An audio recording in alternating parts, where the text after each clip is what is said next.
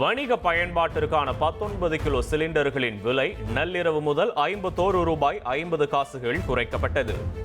வீட்டு உபயோக சிலிண்டர்களின் விலையில் மாற்றம் இல்லை என அறிவிக்கப்பட்டுள்ளது.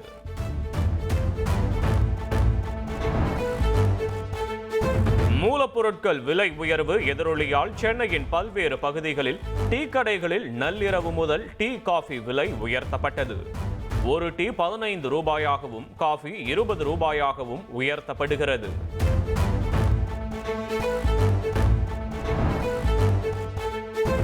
தமிழகத்தில் 38 சுங்கச்சாவடிகளில் சுங்க கட்டண உயர்வு நள்ளிரவு முதல் அமலுக்கு வந்தது. ஒருமுறை கட்டணம் 5 ரூபாய் முதல் 45 ரூபாய் வரையிலும், இருமுறை கட்டணம் 65 ரூபாய் வரை உயர்ந்துள்ளது.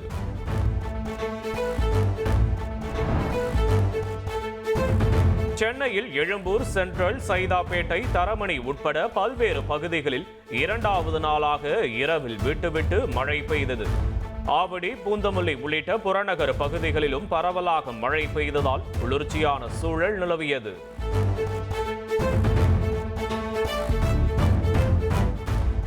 புதுச்சேரியில் இரவில் பரவலாக மழை பெய்த நிலையில் மேகவெடிப்பு ஏற்பட வாய்ப்பு. அனைத்து துறைகளும் தயார் நிலையில் இருக்குமாறு மாவட்ட ஆட்சியர் அறிவுறுத்தியுள்ளார். தமிழகம் மற்றும் புதுச்சேரியில் ஒரு சில இடங்களில் இன்று லேசானது முதல் மிதமான மழைக்கு வாய்ப்புள்ளது. இடி மின்னலுடன் கூடிய சூறாவளி காற்று 40 கிலோமீட்டர் வேகத்தில் வீசக்கூடும் என்றும் சென்னை வானிலை ஆய்வு மையம் தெரிவித்துள்ளது.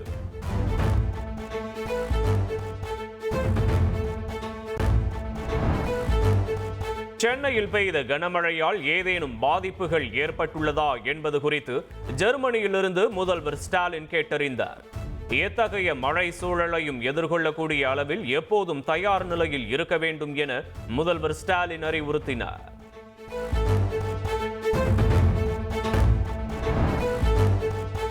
சீனாவில் ஷாங்காய் ஒத்துழைப்பு மாநாட்டில் பங்கேற்க சென்றுள்ள பிரதமர் மோடி அந்நாட்டு அதிபர் ஜி ஜின்பிங்குடன் சந்தித்தார்.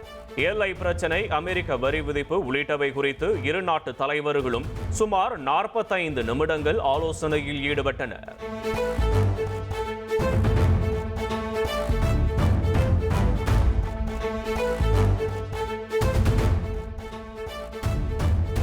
ஷாங்காய் ஒத்துழைப்பு மாநாட்டில் பங்கேற்றுள்ள உறுப்பு நாடுகளின் தலைவர்களுக்கு அதிகாரப்பூர்வ வரவேற்பு அளிக்கப்பட்டது. சீன அதிபர் ஜி ஜின்பிங், ரஷ்ய அதிபர் புட்டின் உள்ளிட்டோருடன் பிரதமர் மோடி குழு புகைப்படம் எடுத்துக்கொண்டார்.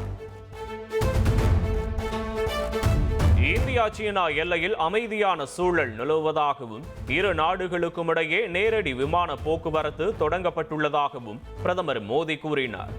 அடுத்த ஆண்டு இந்தியாவில் நடைபெறும் பிரிக்ஸ் மாநாட்டில் கலந்து கொள்ளுமாறு சீன அதிபருக்கு அழைப்பு விடுத்தார்.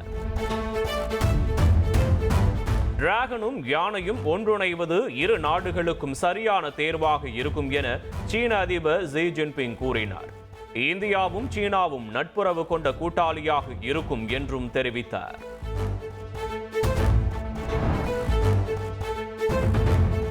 ஷாங்காய் ஒத்துழைப்பு மாநாட்டில் பங்கேற்றுள்ள ரஷ்ய அதிபர் புட்டினுடன் பிரதமர் மோடி இன்று சந்தித்து பேசவுள்ளார்.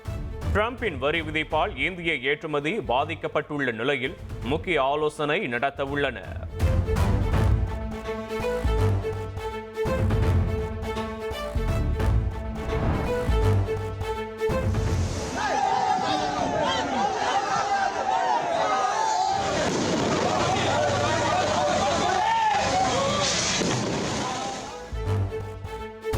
தமிழகத்தின் பல்வேறு பகுதிகளிலும் விநாயகர் சிலை ஊர்வலங்கள் பலத்த பாதுகாப்புடன் கோலாகலமாக நடைபெற்றது. விநாயகர் சதுர்த்தியையொட்டி விதவிதமாக வைக்கப்பட்ட விநாயகர் சிலைகள் நீர்நிலைகளில் கரைத்து பக்தர்கள் வழிபட்டனர்.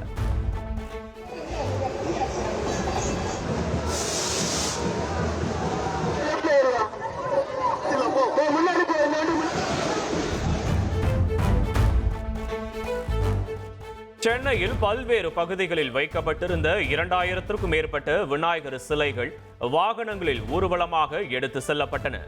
பலத்த பாதுகாப்புடன் அனுமதிக்கப்பட்ட 4 கடற்கரைகளில் சிலைகள் கரைக்கப்பட்டன.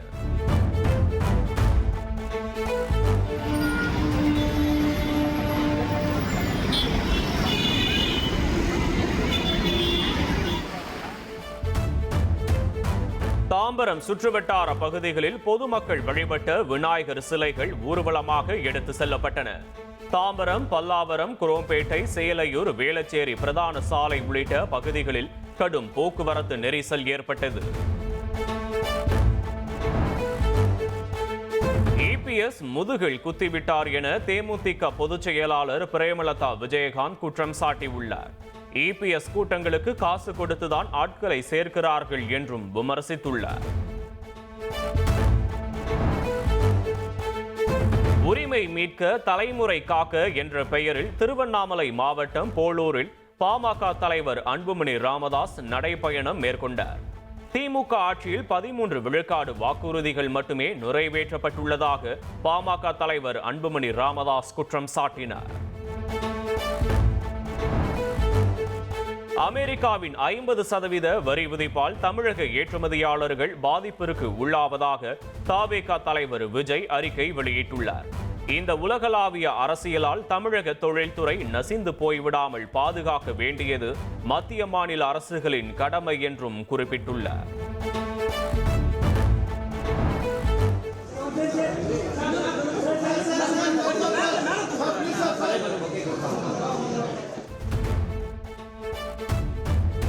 தமிழகத்தின் சட்டம் ஒழுங்கு பொறுப்பு டிஜிபியாக வெங்கடராமன் பொறுப்பேற்றார்.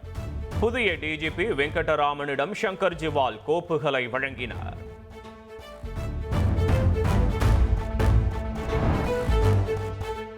குடியரசுத் தலைவர் திரௌபதி முர்மு 2 நாள் பயணமாக நாளை தமிழகம் வருகிறார். சென்னையில் சிட்டி யூனியன் வங்கியின் 125வது ஆண்டு விழாவிலும் திருவாரூரில் மத்திய பல்கலைக்கழக பட்டமளிப்பு விழாவிலும் பங்கேற்கிறார்.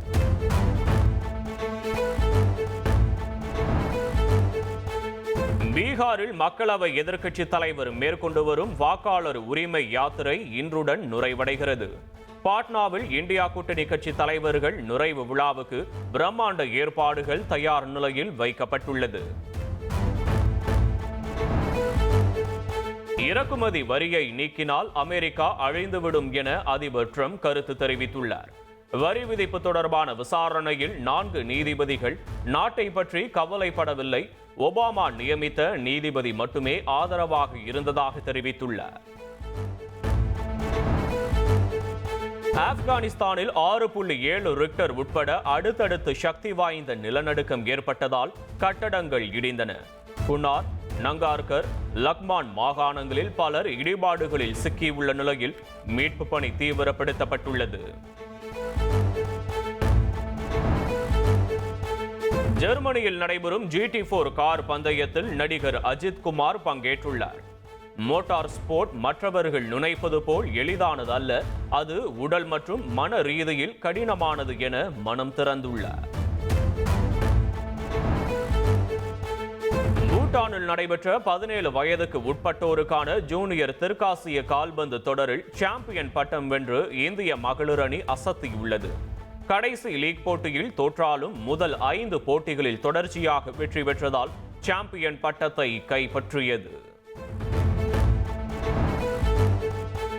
ஆன்லைன் வேலை என கூறி நாடு முழுவதும் 206 கோடி ரூபாய் மோசடி செய்து 23 மாநில போலீசாரால் தேடப்பட்டு வந்த இணையவழி மோசடி மன்னர்கள் கைது செய்யப்பட்டுள்ளனர்.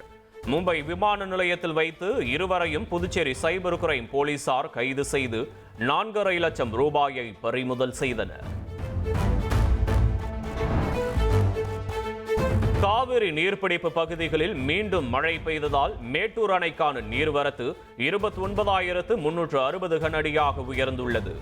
அணையிலிருந்து 22,500 கன அடி நீர் வெளியேற்றப்படுகிறது.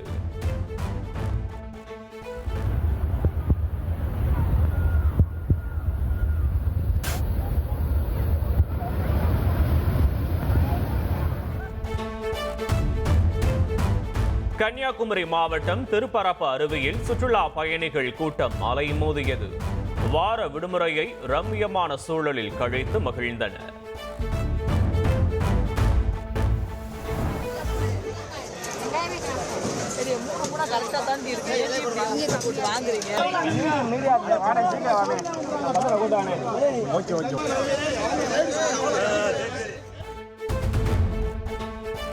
தாவேகா மதுரை மாநாடு வெற்றி பெற உழைத்த தன்னார்வலர்கள் மருத்துவ உதவியாளர்களுக்கு அசைவ விருந்து அளிக்கப்பட்டது.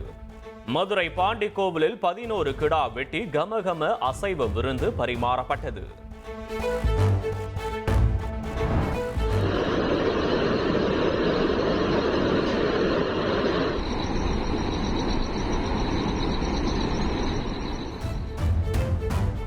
ஜம்மு காஷ்மீரின் பக்லிகார் அணை திறக்கப்பட்டதை அடுத்து தண்ணீர் ஆர்ப்பரித்து வெளியேறியது. தொடர் கனமழையால் செனாப் ஆற்றில் நீர்வரத்து அதிகரித்த நிலையில் நீர் திறக்கப்பட்டது.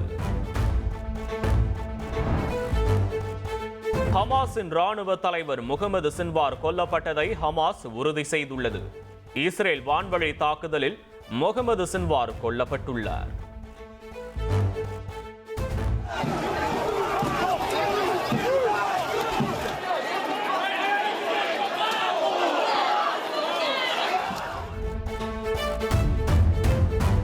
ஆஸ்திரேலியாவில் குடியேற்ற எதிர்ப்பு பேரணியில் போராட்டக்காரர்கள் இடையே வன்முறை வெடித்தது. ஒருவரை ஒருவர் தாக்கிக் கொண்ட நிலையில் போராட்டக்காரர்கள் மீது போலீசார் பெப்பர் ஸ்ப்ரே அடித்தனர்.